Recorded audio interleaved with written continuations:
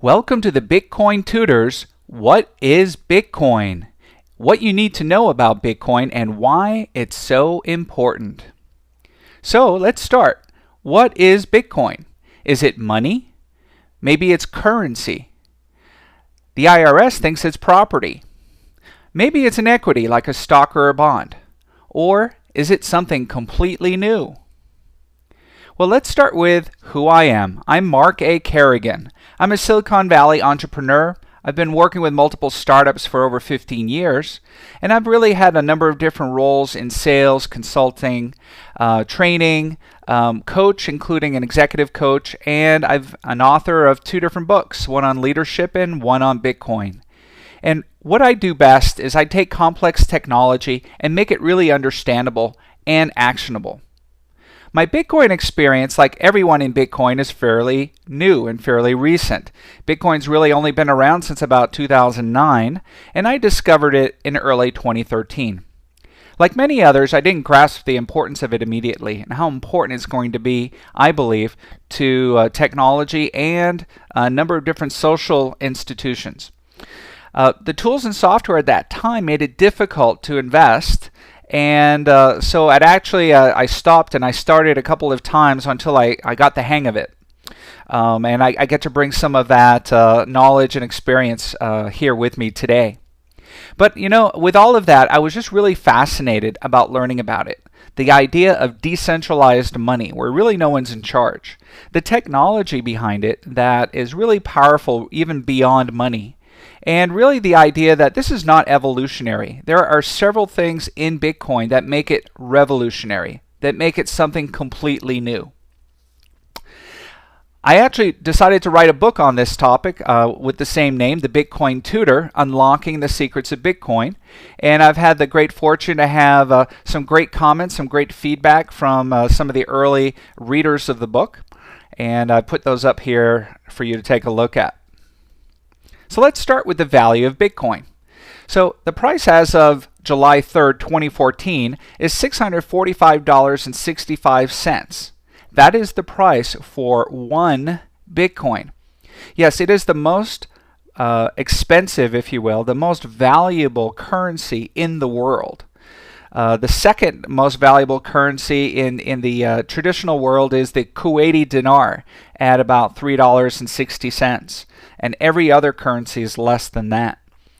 Right below here is an excerpt from my book talking about the value per Bitcoin and how that's increased dramatically, looking at the start of each year from 2010 all the way to 2014. What you'll see is a dramatic increase in its value, derived mostly from buyers and sellers deciding that the value should be higher. The other thing finally to note is as of January 1st of 2014, the value was $816 per Bitcoin. We've had a little adjustment here. It's dropped and it's on the way back up. And we will see how the January 1st, 2015 turns out. But my guess it'll be well above $1,000. So first of all, Bitcoin, I believe, is the first true digital cash. The idea is this is cash, not just credit and not just digits in a computer. This is the equivalent of cash that can be transmitted online. Try sticking a dollar bill into your internet service provider or into the wire coming out of your computer, and you'll find that's pretty difficult. And in fact, all transactions online today are done with either credit or debit cards. Bitcoin allows you to do it in cash.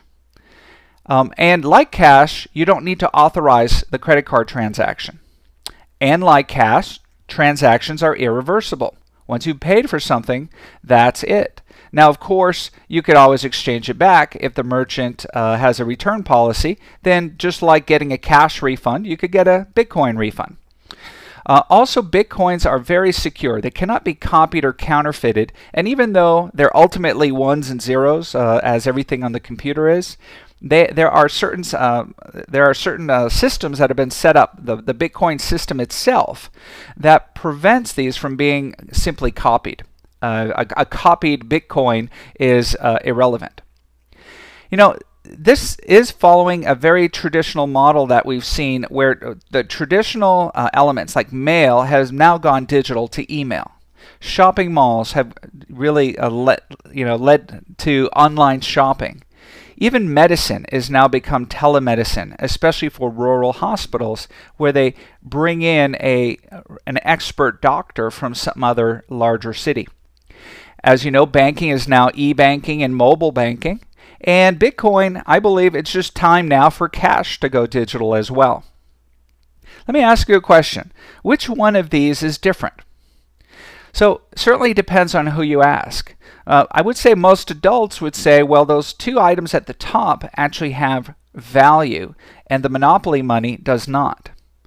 But if you ask a child, they'll probably say, well, two of those things are paper, and one is gold, or one is round, or one is a coin, and they may look at that as being different. So let's take a look at what is money then. There are certain characteristics that most experts believe that money requires. And these are 7 of the ones that most experts agree with. First of all, money needs to be a unit of account. Really, that means it needs to be measurable. There needs to be an accounting notation, such as 2.50 for $2.50. It has to be a medium of exchange. The idea is rather than going back to barter where I exchange, gold for some other commodity, apples or something, or exchange goats for half a cattle, and I cut that up. Really, the idea of the medium of exchange makes it simpler. You have paper or you have coins or something that makes it simpler. It's also portable. It has to fit in your pocket, or it has to be accessible that way. It needs to be durable. That means even paper money lasts quite a long time, easily 5 to 10 years, depending on its circulation, because the paper is made from a heavyweight cloth paper and these kinds of things. So it doesn't have to last forever, but it has to last for a while. It also has to be divisible to be money.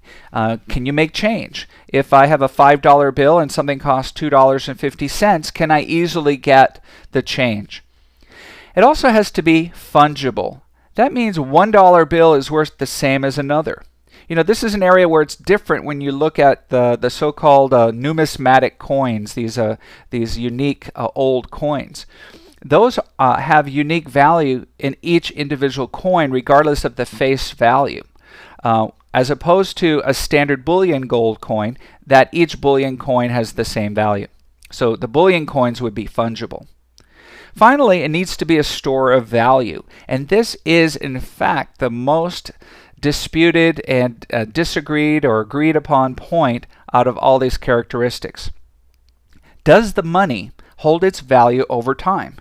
And that includes its commodity value if it has one, such as gold-backed currency, and is it sufficiently scarce to keep the value high? If there are 1 million ounces of gold for every person on the planet, it's not so scarce and the value would actually fall. But the fact that only so much gold gets mined every year actually makes it scarce.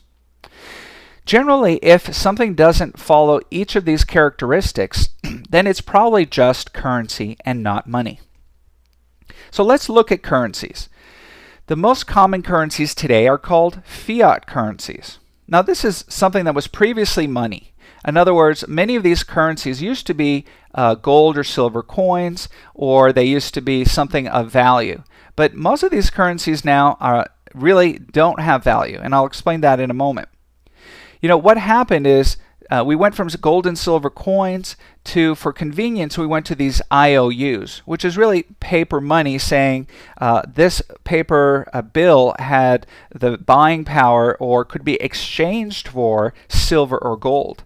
And in fact, in the United States, in the beginning part of the century, there were gold and silver certificates that you could effectively go to the bank and exchange your paper for a gold or silver coin.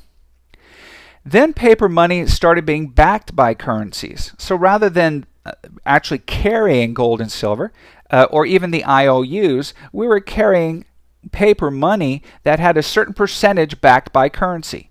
Usually something like 20, 30, 40% of the value of the printed paper note had gold or silver behind it. The interesting thing is Switzerland was the final Western country to have an asset-backed currency. You see, it was backed 40% by gold reserves until the year 2000, when it became fiat. So let's talk about what that means. Currencies today, as I mentioned, are fiat, and fiat simply means by decree, and in this case, by government decree. You see, fiats have no intrinsic value. They are no longer backed by a certain amount of gold or silver, and this is really something that most people today take for granted. But in the last 4,000 years, it's only been in the last 40 years that humanity has not consistently based its currency in metal, and primarily it's been gold. Whether it's been a gold coin, whether it's been a gold IOU, or it's been a gold-backed currency. This is an experiment. It actually is, in my opinion, the largest social experiment on a global scale ever done with money. And let me assure you, there have been some failed fiat experiments in the past, including Germany's Weimar Republic mark, the German mark, between World Wars I and II, when the value of that mark became so low it cost 4 million marks for one glass of beer, and 10 million marks for a loaf of bread. It was actually used by a lot of the locals to warm their homes, and they would actually burn the money because it was more valuable for heat than anything else. Sounds ridiculous, and it sounds like something that could never happen again, but human nature has a way of repeating itself, and human experiences do. So what happened on August 15, 1971 is the U.S. temporarily left the gold standard. In a speech by Richard M. Nixon, that was televised, and he literally said, "We are temporarily suspending the gold standard." Of course, that opened the door for other countries to follow, and it really became permanent after that. So this experiment is not normal. This was also an interesting prelude to the birth of Bitcoin. Bitcoin really was defined in 2008 and was born in 2009. And as I write in my book, it was the perfect storm for the emergence of Bitcoin. The financial world was failing. This is the time when we had the subprime mortgage crisis, we had the European sovereign debt crisis, this Federal Reserve Bank's QE or quantitative easing, and so on. And we're still in that period of pseudo-recovery. And that is one of the main reasons that Bitcoin has been really accelerating in this time of uncertainty. So, I gave you a background on money because I feel that it's very important to understand what money really is before we look at Bitcoin. So Bitcoin is the world's first secure cryptographic currency, often abbreviated BTC, or a B with the 2 slashes through it, such as in that coin on the right. However, it's not really a coin. It's what's called a cryptocurrency, or simply a crypto. It's a secure virtual or digital currency that's secured with military-grade cryptography, created by the military and the NSA, the National Security Agency, and other similar organizations. And what they've done is they've created unbreakable cryptography. Basically, what they use for secret codes and messages can be used for a number of different uses, including cryptocurrencies. Bitcoin brings along 3 major technology breakthroughs. One is trust without a centralized authority. The whole idea of being able to trust in currency transactions without a central bank, without a clearinghouse, without having a Visa or MasterCard having to approve and process and authorize everything. Secondly, it has a unique proof of work concept. Built into the Bitcoin protocol or the Bitcoin network is a scheme or an approach of how to verify that certain activities have occurred using something called proof of work. Finally, and probably even the most significant, is something called the blockchain, which is really a chain of blocks of information. And these blocks are actually a decentralized public ledger of all transactions that have ever occurred in Bitcoin, and they get created on a regular basis. This creates the wonderful transparency, so everyone in the Bitcoin network can see all the transactions that have occurred prior. It was invented by Satoshi Nakamoto, None of us know who this person or this group is, but really the identity is immaterial. This technology has been vetted by numerous experts in technology, and this is a very solid technology, and it's open source, so that everyone who wants to take a look at how it works can do that without compromising the ability that the fact that it does work. Bitcoins are also traded on exchanges called Bitcoin exchanges. Similar to going to a stock exchange for stocks, you go to a Bitcoin exchange for Bitcoins. You can buy and sell them at market rates. You can even exchange Bitcoins for fiats, such as dollars, euros, and pounds, and you can exchange them back. The rates are based on supply and demand. So if there's enough people who want to sell it or buy it at a certain price, then the Bitcoins are sold. Finally, the market is open 24/7. This is not like the stock market or Wall Street, or any of those kinds of markets that close on weekends and nights. This market is literally open all the time. So, we've talked about money and Bitcoins. Let's talk about where Bitcoins come from. So we have our gold miner here in the upper left-hand corner. We have a pretty good idea where gold comes from. You know, it comes from mines, rocks that get pulverized and then separated from the other materials. So where do Bitcoins come from? Well, look at the other picture. They come from large data centers. They come from computers. And they come through a process that's known as Bitcoin mining. And the reason it's called mining is because there's a lot of similarities to gold mining. First of all, there's thousands of decentralized computer servers, and each of these computers is referred to as a miner.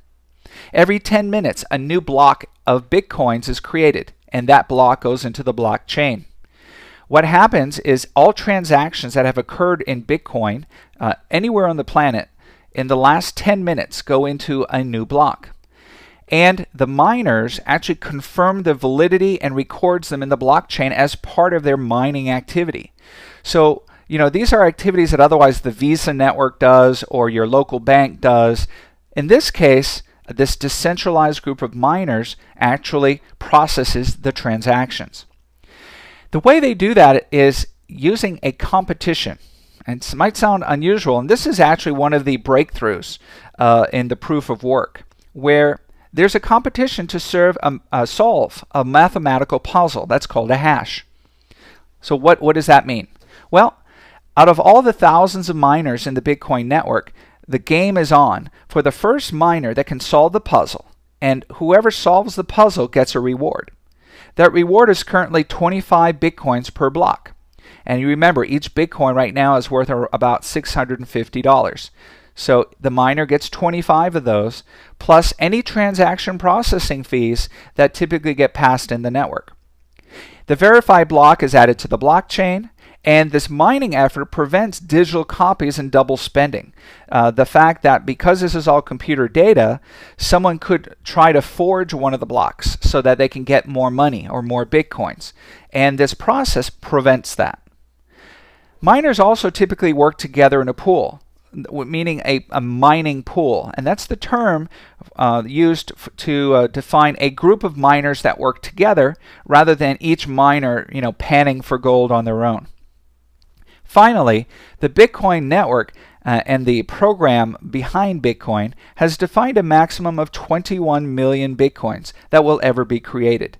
And that helps guarantee that there will always be a certain amount of scarcity of Bitcoins, which is something that all money requires. Mathematics are used, as I mentioned, by the NSA and others worldwide. Again, these are known as hash or hash functions, and they have names such as SHA-256, script, Keccak, and other names depending on the different hash functions used. What's unique about these and why they're so important is that the NSA and their smart folks there created these functions or these programs that cannot be inverted. That means what goes in and then the answer that comes out of this hash function cannot be inverted. You can't go backwards. So you can't take the answer and figure it out what the original input was. And this is really important because to be able to encode or secure the input information, and these are going to be like secret codes and your information about your Bitcoins, that needs to be encrypted. So this encryption cannot be inverted or converted back. The other thing is high-end computers are now required. It used to be that Bitcoins could be mined with a PC or Mac at your home. Today, miners cost $5,000 plus, they can use 20 amps of power, and they run hot and are liquid cooled. And they also operate at very fast rate, what's known as 1 trillion hashes or terahashes per second or higher. Okay, so now we've mined all these Bitcoins. Where do they go? Well, Bitcoins, rather than going to Bitcoin bank accounts, they go into something called a Bitcoin wallet. There are two major categories of wallets. One is online or a live wallet. Out of those, there are either computer or desktop wallets that can live on a PC or Mac. There are online wallets which are the easiest to use, which are web-based, like going to any website. And then there are mobile Bitcoin wallets, which allow you to carry your Bitcoins around with you with your smartphone, whether it's an iPhone or Android. For people who have a lot of Bitcoins, it's important to also have cold storage. That is, the ability to take Bitcoins and make them offline. And the first option here is to have an offline computer, whether it's a PC or a Mac or even a Linux box, which is another type of computer. You can also have something called a hardware wallet. Which is usually a dongle or a fob. It has these funny names. You know, these are about the size of the car alarm. Your auto lock and unlock device. These are just coming into existence this year in 2014, and I think will become more and more a viable option moving forward. And then finally, a paper wallet. Yes, paper. You can actually store Bitcoins on paper, but then you have to secure that paper as you would cash. The way these are secured is with something called public and private keys. Again, this is another type of cryptography. There are multiple types used in Bitcoin to mathematically secure and link this information. What's important to remember here or to learn is that just like your bank account has a bank account number, your Bitcoin wallet has what's called a wallet address. This address is a sequence of letters and numbers that's needed for someone to send you Bitcoins. What's great about this wallet is the wallet address alone cannot be used to withdraw Bitcoins. You know, that's one of the risks with credit card numbers or with bank account numbers. If you have that number and can masquerade as that rightful owner, you can in fact withdraw money from a bank account or spend funds on that credit card. You can't do that with Bitcoin. What's required is something called a private key. The private key is required to send or withdraw Bitcoins. In other words, to take them out of your account and send them somewhere else. Without access to your private key, no one can access your Bitcoins, not even the government. This is important. You have access, and that also means no one can help you if you lose them. So personal responsibility, just like responsibility over your cash, is very important. If you lose your cash, you can't complain to anybody. And ultimately, this is the information that must be protected. The model is pretty well understood to be similar to the safe deposit box model, where the public key is available by anyone in the bank. In this case, is anyone on the network, and the private key is held only by you. And to be able to access the Bitcoins in your safe deposit box, you need your private key. So this is a way to think about it. Without your private key, you cannot take anything out. So how do you get Bitcoins into that wallet? We've talked about mining them, and mining isn't something that everybody can do because of the cost of mining these days. So how do you get them? Well, you can buy them. You must be online to buy, but you can buy them with cash or bank account transfers. And there's many different sites that allow you to do this. You can also receive them from someone else. Now, interestingly, you don't have to be online yourself to receive them. You can get them as a gift, you can get them as a payment. And all that is required for the buying or the receiving is your wallet address. And here's an example wallet address here, starting with a 1 and running about 30 characters. So this address, you would not have to type it in. This is the type of thing you would copy and paste, or that would already be entered for you. A simple way to send Bitcoins here is with this sample form. Most online wallets have forms such as this that allow you to fill in the blanks.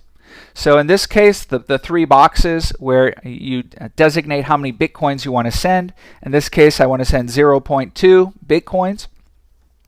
The current price in this example was $816. And then I say, I write in the wallet address or copy and paste it in. And then if I want to, I can send a message. Now it's interesting because Bitcoin, the network itself, works a little bit like email as well, where you can pass a message. You can attach an invoice number, you can attach a little thank you, you can attach some reason for that transaction. Why are you sending those Bitcoins? So you have that option to fill in a message. And then you click on Send Bitcoins and they go off. You know, as I mentioned, this is like cash, so security of your Bitcoins is your responsibility. It's important for you to manage your passwords that typically secure your private keys, because it is similar to cash. Now, a username and password is something that you typically enter when you go into online banking. And you can do that as well with Bitcoin, especially with the online wallets. This is known as something you know. Banks are also catching on here because many banks now are realizing that username and password alone is not considered secure enough. So the next thing that's being added is something called two-factor authentication. The concept behind that is you already have something you know, which is your username and password. Now the security requires you to have something. And the thing that we all seem to have today is a phone. So we can attach some information that's only available on your phone for you to authenticate or verify your identity before allowing you to take money out. So this way, if you lose your username and password, right now most people can break into your bank account. But with two-factor authentication, they cannot break into your Bitcoin wallet. The way this works is on a smartphone, you can have an app that's called a one-time password generator. And when you are ready to log in to your online wallet, you open the app and it'll give you a special one-time password that changes every 20 to 30 seconds. And this is only a password available to you. So even if someone else installs this app, they won't have the same password or one-time password that gets generated. For those with traditional phones that aren't smartphones, you can also receive an SMS or text message as well, and it works the same way. So where can you use Bitcoins? Well, you can use them online or in person. Online is just the easiest place because Bitcoin makes it easy to actually use them because it follows the shopping cart model that most people are already familiar with credit cards and debit cards. Some of the major vendors or merchants that are using them online include Expedia, Overstock, even Virgin Galactic if you want to invest $250,000 worth of Bitcoins for a trip into space with Richard Branson. You can also use them in person. Yes, even though they're digital, you can use them in person at thousands of restaurants and coffee shops across the world. A notable company that's using Bitcoins now is Tesla Motors. You can actually go buy your $100,000 or $60,000 Tesla car in Bitcoins. The way you would do that is you actually have to use your mobile wallet. And that's how you can use Bitcoins in person. And my website talks a little bit more about that as well, and we can talk about that a little bit later. But the mobile wallet is really going to be the key to bridge the gap between the digital world of Bitcoins and the physical world of in-person transactions. Another example is that a multi-million-dollar home in Florida was recently offered in the MLS optionally for Bitcoin. So someone could choose to pay in dollars or Bitcoin. Finally, if you're looking for merchants, it changes every day. There are thousands being added all the time, probably 1,000 new vendors every week, if not more. You can visit coinmap.org or spendbitcoins.com. to get some idea of some new merchants popping up, especially the in-person merchants. And be aware that certain hotspots for technology are going to have enclaves where there are many, many merchants in a certain neighborhood. So why should merchants take Bitcoin? First of all, they save a lot of money. Credit card companies take a ridiculous amount of money, up to 3% as a typical credit card fee. In these days when small merchants especially have very thin margins, 3% could represent half their profit margin. So half could go to the bank. With Bitcoin, it's very, very low. It could be free, but in most cases it's about 0.1% to maybe as high as a 0.5% fee that is typically paid. Because it works like cash, merchants also enjoy that there's no chargebacks. You know, if you sell a product, you get paid in cash, whether that's regular cash or fiat cash, or whether that's Bitcoin cash. Now, that doesn't mean that there's no option for a return. If there's a faulty product that you buy, well, then you're depending on the merchant's return policy, just like if you had paid for cash. So reputable merchants will, of course, honor their return policy and send you Bitcoins back if that's what the return policy says, if you had to return a defective product. The other thing is these funds are paid immediately. Even credit cards, typically the fees don't get transferred to the merchant account for 24 to 48 hours, and not at all on weekends. Also, if a merchant starts accepting a large increase in credit card fees, banks withhold some of that for fraud protection. So none of this nonsense happens in Bitcoin. It's like cash. You get it immediately, and the funds are actually available to the merchant within about an hour. And it takes about that long to confirm the final transaction. And in many of the Bitcoin processing companies, they can auto-convert to fiat. The idea is these companies understand that merchants still have to pay their bills in dollars, so you can still accept Bitcoins without holding on to them. So you can automatically convert them to your local currency, whether that's dollars or euros or some other currency, automatically. And this can help eliminate or reduce to near zero the volatility that we've been seeing in the Bitcoin value recently. So, is Bitcoin legal? Well, the United States has said the following. The IRS, the Internal Revenue Service, declared it to be property on March 25th, 2014. That means it's property like anything else that you would have capital gains on. Stock, bonds, gold, silver, all these are property, and so is Bitcoin.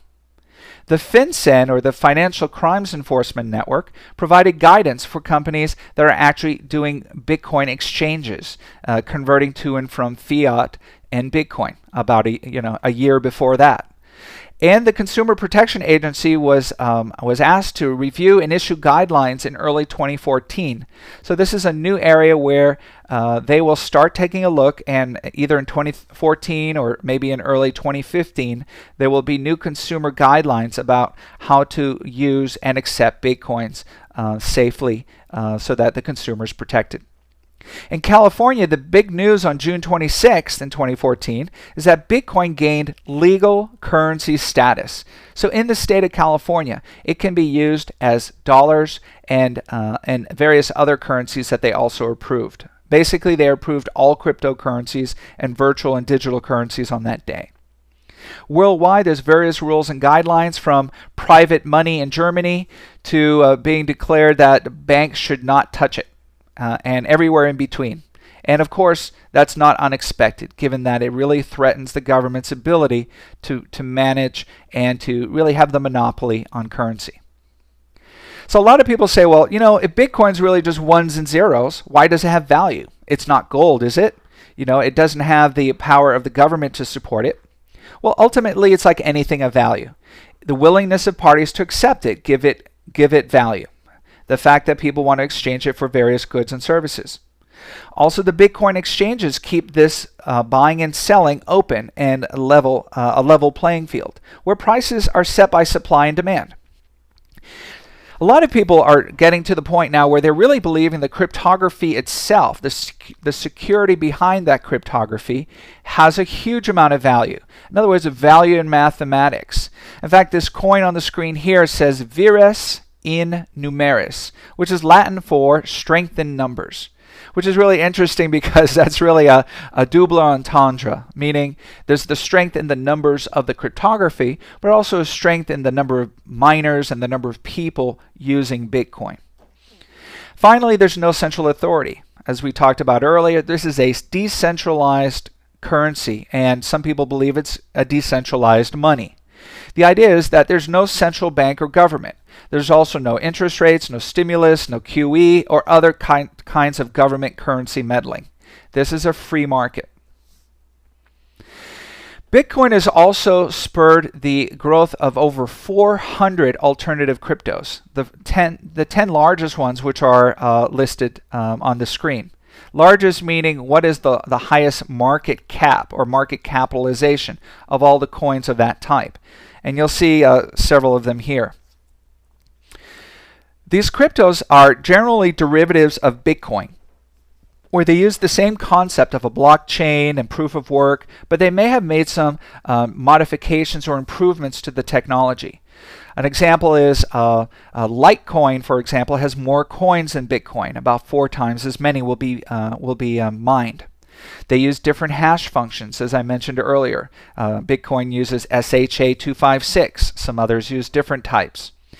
Other coins use faster transaction processing, as fast as every 30 seconds instead of every 10 minutes. So every 30 seconds, a new block gets added to the chain, and so on.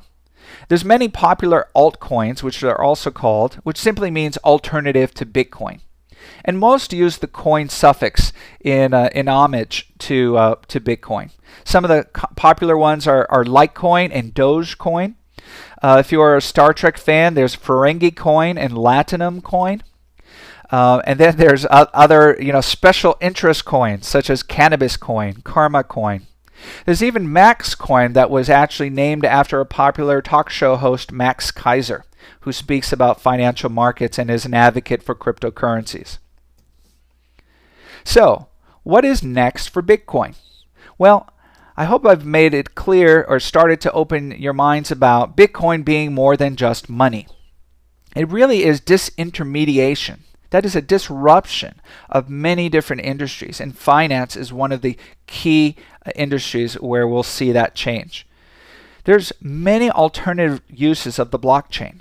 Some of the ones that are being investigated now are how do we do initial stock offerings and share management using coins in the blockchain?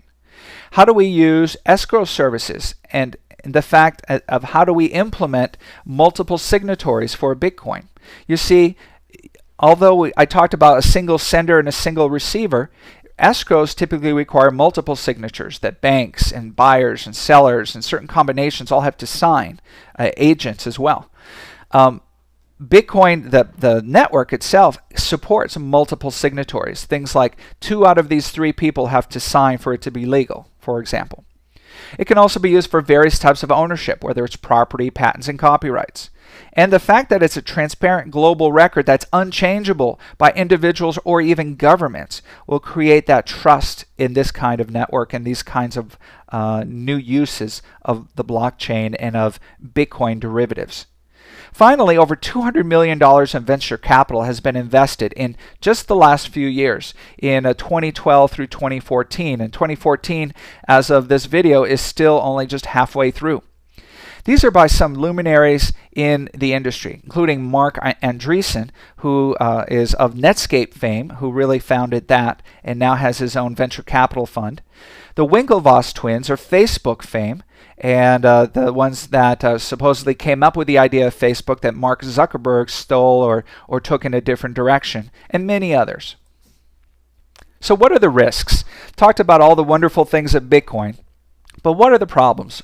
Or the risks or potential risks? Well, the main one today is it's hard to use. Honestly, that's why I created the Bitcoin Tutor, to help people get involved now rather than wait until everything's in line, which might be 5 years or more. So today requires diligence, knowledge, and care, but the opportunity, of course, is very high. The adoption rate is also a risk. Will the momentum continue? Or will flaws in the Bitcoin system arise? One of the risks in the system right now is just the growing number of transactions. Can the network expand fast enough to manage all that? Networks like Visa and MasterCard have gigantic computer systems to be able to handle so many transactions per second. That's now starting to become a risk and a challenge with Bitcoin. The network is also designed to be at risk for something called a 51% attack. The pros are that a decentralized system allows no central authority, but one of the risks is that it depends on a majority agreeing to certain things that have occurred in the network. So that is, if there are 51% that decide to create fraud in the system, they can falsify the blockchain. They can falsify who's getting and receiving Bitcoins. The risk of that, though, is very, very low. As of this moment, it would take over $500 million in computer power to do that, and that's growing every day because of something called a difficulty factor, which is also a design consideration of Bitcoin. Typically, though, only the most recent blocks are susceptible, which is why it takes an hour to confirm each transaction. Usually after an hour, there's no possibility of any sort of change. And then, ultimately, there's more money to be made as a miner than trying to attack the system. The other risk is mining costs continue to increase. Right now, because of what I just mentioned, the difficulty factor, it does prevent the 51% attack, yet it does that by increasing the cost of mining, which is why it's so difficult for you and I to actually be mining on our own today. Of course, there could be possible legislation against it. Central banks don't like competition. They love that point of control that they've had for 100 years. Various governments may treat it differently, making it tricky to do international trading, knowing that if it's going to be treated as capital gains, it's going to be treated as currency or something else. And then obviously there's tracking, taxation, and other controls that there's software being built now to make that easy to track, but the fact that those may come into place may stifle the explosive growth of Bitcoin. I thought I'd list this because there's also a risk in the way things are today. And from the desk of Dr. Ron Paul, our former congressman here in the U.S., I love this sign: "Don't steal, the government hates competition."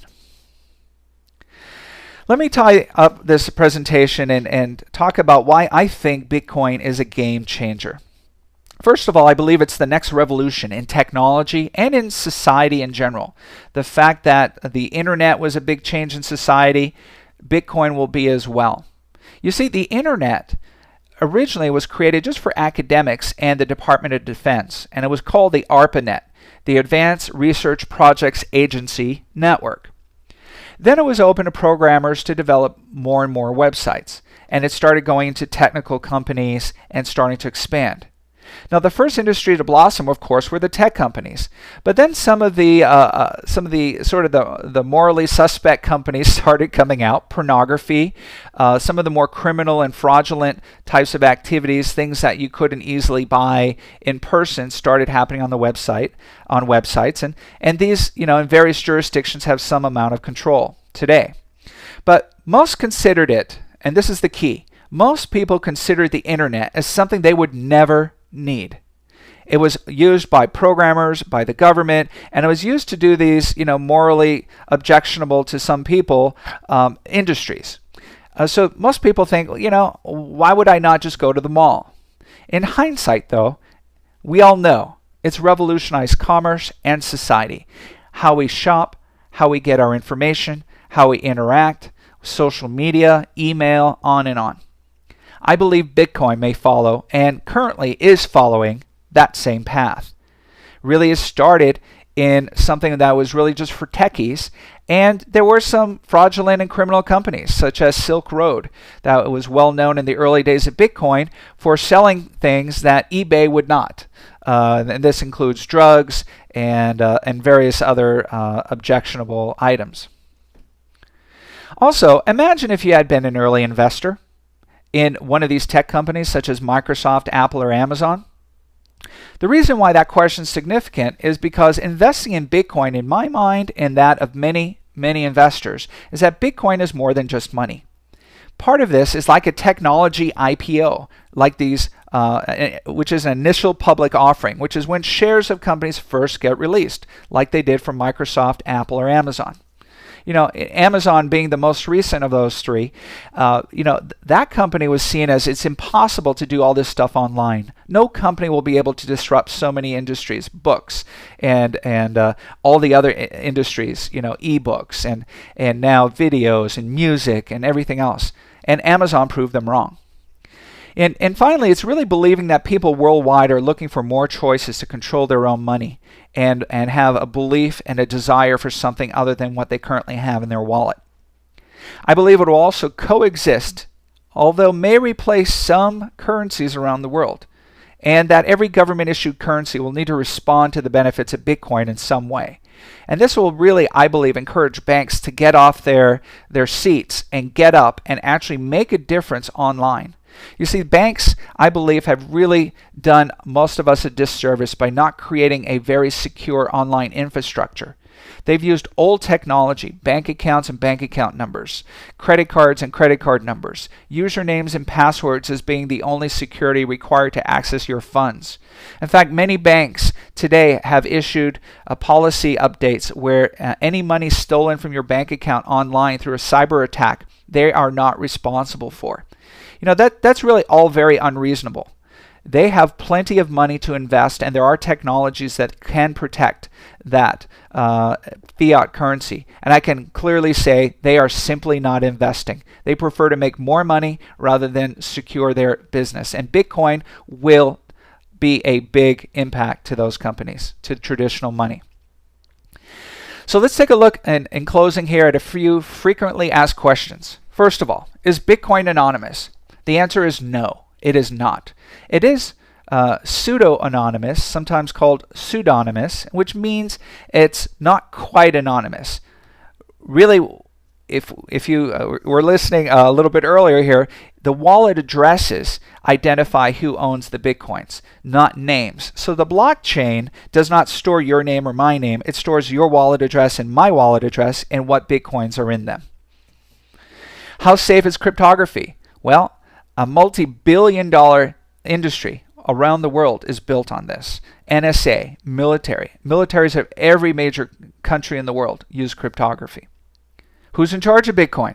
No one. And the other part of that answer is we all are.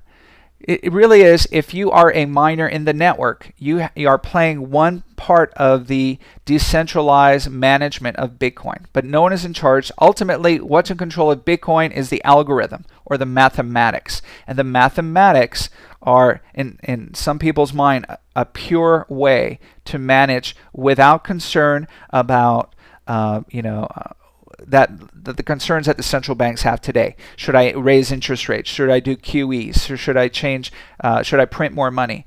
None of that's possible in the mathematics of Bitcoin. It's already predefined and it only works a certain way. Isn't mining expensive? Yes, it certainly is, but it's far less expensive than gold mining. Recent articles have come out that actually weigh the cost of that. Another thing that's less expensive than is the Visa and MasterCard network. It costs far less than that. If you look at everything that the Bitcoin mining network is doing, it's not just creating Bitcoins, it's managing the entire network of transactions. Where are Bitcoins stored? Well, that's an interesting question. The Bitcoins are actually managed in the blockchain, but the Bitcoins aren't really stored anywhere. The Bitcoins are no. It's really about being tracking. It's accounting. And let me say this in a different way. If you make $20,000 a year, where is that money stored?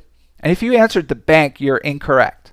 There's no money at the bank. Banks have no money. I don't know why they have vaults. They have hardly, they have a few $1,000s in cash, and that's actually even a liability to them. So it's really the whole idea that money, whether it's fiat or whether it's Bitcoins, today is just numbers online in an entry, in a ledger. So the Bitcoins themselves, that's not the key question. The real key question is who controls them. And the person who has the private keys, typically the passwords to the wallets, manage them. And that's the right answer. What will the price of Bitcoins be in a year? Well, it depends on whether you're bullish or bearish on Bitcoin. I am very bullish. I actually think it will end the year higher than it did last year.